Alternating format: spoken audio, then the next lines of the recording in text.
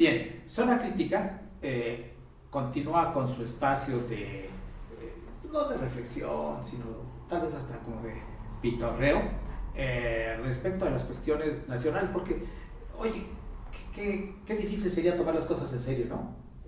Cuando la situación anda como la podemos ver. Hoy tenemos para platicarles a ustedes la idea de charlar sobre las campañas electorales del 1 de julio. Así es, efectivamente estamos en el proceso ya electoral y vienen los... de campañas. Precisamente entran dentro de este proceso y bueno, en el apartado de las intercampañas, como así lo han nombrado, estamos viendo todavía esta lucha encarnizada. Yo recuerdo haber leído en historia cuando los emperadores romanos hacían sus campañas para conquistar los territorios para el imperio. Ahora podemos ver este término a los partidos políticos tratando de conquistar a los ciudadanos, de tratar de conquistar sus corazones y sus ideologías. Y entre otras cosas hacen acopio de los elementos con los cuales van a emprender esta batalla. Democrática y todo, bueno, no tan democrática y todo, pero sí una batalla. Por ejemplo, juntando al personal que les va a respaldar en estas tareas.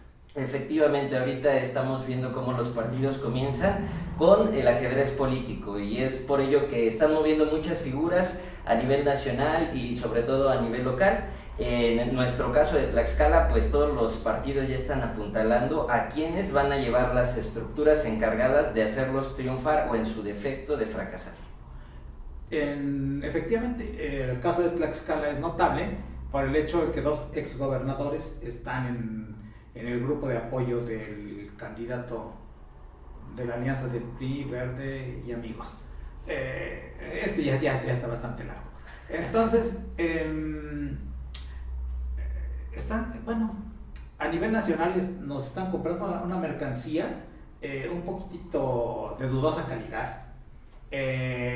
Pues habría que ver en el caso, por ejemplo, de las demás organizaciones, si el equipo con el que se están armando tienen las características, por ejemplo, tan cuestionables como en el caso del ciudadano José Antonio Meade.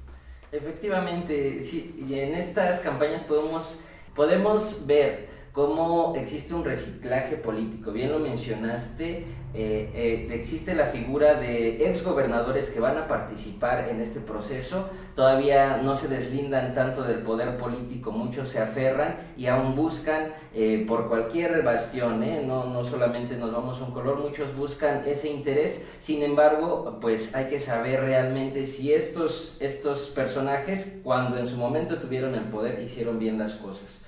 Ahora, en el caso precisamente de esta elección, también conocer cuáles son sus armas dentro del Estado, ¿no? Dónde tienen ese potencial, ese capital político, pues para hacer algún intento por ganar, porque al final de cuentas, pues en la política es mucho estrategia de los líderes, de los actores, pero se olvidan siempre de algo fundamental, que es la decisión de los ciudadanos, que al final de cuentas ellos son los que tienen la última palabra, y pues vamos a ver en esta campaña cómo ellos se dejan seducir por las propuestas de los partidos. El aspecto de la comunicación hacia la ciudadanía ha estado muy complicado, dado que estamos en una etapa en donde todavía no hay propuestas, y más que propuestas estamos en la tarea de desprestigiar al contrincante. Por un lado, el cuestionamiento a los negocios empresariales de Ricardo Anaya Cortés, su problema que se presenta en Querétaro, que podía muy fácil resolverse. Es una nave construida y valuada recomprada en 54,000 pesos, 54 millones de pesos, en un terreno que costó 10 millones de pesos. ¿Qué tal si alguien que conoce en construcción verifica de cuando se compró el terreno, si efectivamente era terreno, y si después se construyó la nave, y si la nave vale 50, y con todo el terreno vale los 54 millones? Si las dos operaciones desde el punto de vista de costos están en lo que el mercado reconoce, no había ningún aspecto cuestionable en el asunto. El negocio de los bienes raíces generalmente es: compro un terreno, construyo y lo vendo. Aquí, claro, la cuestión es que yo te lo compro, lo construyo y te lo vendo. Esa nada más es la única cuestión a investigar. Pero yo creo que en Querétaro debe haber personas en la Cámara de la Industria de la Construcción que pudieran orientar perfectamente bien si la operación desde el punto de vista de la construcción puede estar en esos rangos. Y ya quitamos de esta lucha de lodo, ¿no? De esta continua lucha de lodo que se echa a perder porque el socio de Ricardo Anaya huye del país, aparece en Canadá. Si no tiene que le persigan, que se quede. Claro. Ahora, también hay que aplaudir a las autoridades mexicanas que en cuestión de 4 o 5 días ya nos localizaron al señor socio de Anaya y no han podido encontrar al señor Duarte de Chihuahua, ¿no? Entonces, claro, son cosas muy diferentes, pero la curiosidad y la habilidad investigadora está en tela de juicio, por ejemplo, en este aspecto. Claro, yo creo que la estrategia de los adversarios siempre es el desprestigio, al menos en las campañas mexicanas y sobre todo presidenciales, así se han visto. Es lamentable pues que recurran a estas estrategias.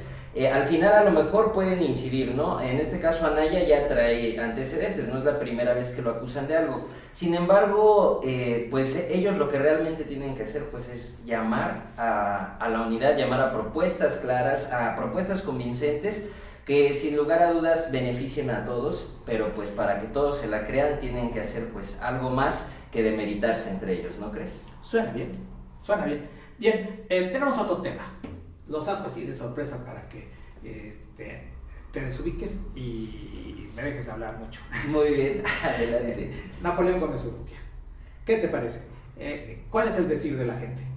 Bueno, hay un caso muy crítico porque muchas personas lo han catalogado, de acuerdo a los medios, a la información que dan, pues como una persona non grata, exactamente, en pocas palabras, corrupto, con un antecedente bastante pues trágico en cuanto a la cuestión de los mineros, de las aportaciones que no se encontraron, en fin, el gobierno federal lo ha investigado, no se le ha encontrado ningún delito, sin embargo sigue dentro del proceso abierto, ¿no? Y pues... No está abierto. No está abierto el proceso. No, está cerrado, no existe al momento ninguna orden. Le iniciaron 4 procesos, de los 4 no ha habido algo en firme como para solicitar su extradición a Canadá. Por un lado. Por otro, era un pillo y a lo mejor está redimiéndose, pero leí una cosa chistosísima. Dijeron, es que vino a desestabilizar la industria minera de México porque como estudió en Canadá y como conoce el trabajo de los mineros en Canadá, entonces ahora quiere que los mineros mexicanos tengan las prestaciones que tienen los canadienses. Entonces, suena tremendamente increíble, porque alguien desee que tu gremio obtenga los beneficios que tiene el gremio de otro país, no me imagino que sea motivo para la condena. 1, 2, si recordamos cuando fue cuando arreciaron los ataques contra Gómez Urrutia, fue precisamente después del accidente por falta de seguridad en la mina de carbón de Pasta de Conchos. El sindicato minero acusó a la empresa, una de las empresas más grandes del país, de tener subcontratados a otros trabajadores, de esos trabajadores tenerlos en condiciones bajas en cuanto a calidad de su desempeño y su seguridad, a la Secretaría del Trabajo de no desarrollar supervisión adecuada en condiciones también de higiene y seguridad, y entonces se ganó el repudio de las autoridades laborales de la autoridad judicial del país, y fue cuando le soltaron de lleno esta persecución. Antes era Napito, era el hijo de Napoleón Gómez Sada, y no le cuestionaba nada como no le cuestionan a Romero de Champs ni al líder de los ferrocarrileros.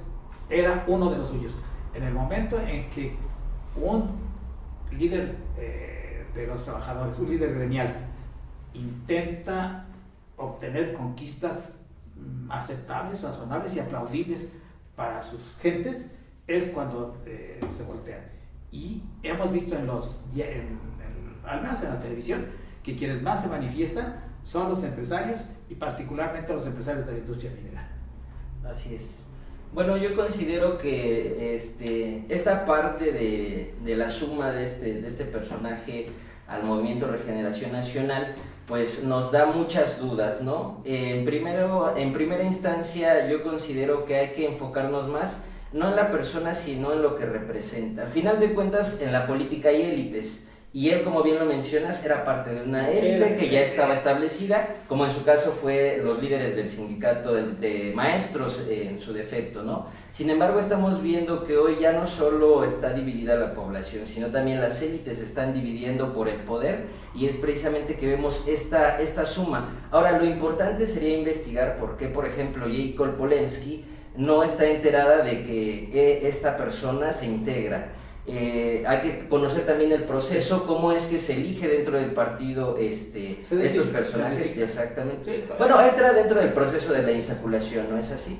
Pero ellos no fueron insaculados, fueron señalados. ¿Ah, sí? Sí. Bueno, yo tengo entendido que hubo una insaculación en la Ciudad de México. Es que hay una parte de las propuestas que presenta Morena que son, digamos, del paquete. 5 y 5, ¿no? 5 hombres y 5 mujeres. Y luego está la parte por insacular. Y la parte insacular, totalmente democrática, ¿no? Pues sí, al final de cuentas va la suerte, y pues para mala suerte cayó personaje. No, pero no. Él fue designado. Sí, ¿tú crees que sea designado? Es negociado. Bueno, pues al final de cuentas, si existe esta negociación, pues sí, vuelvo a lo mismo. Yo creo que hay que considerar que aquí el apoyo no va a ser tanto de él como nombre, como persona, sino del sindicato en sí. Hay que saber si las personas que están agremiadas en este sindicato pues están realmente disponibles a participar en este proceso electoral, o si no, simplemente va a quedar su nombre en la lista. En la lista, y los mineros votarán por la elección que ellos tengan. Efectivamente. El caso como el de los maestros, ¿no? Que ¿de qué sirve que haya un partido de los maestros si finalmente el profesorado es lo suficientemente maduro para elegir por dónde lleva su voto? Así es. Bien, pues Jesús y yo les damos las gracias por estar con nosotros, y próximamente estaremos importunándoles. Así es, muchas gracias.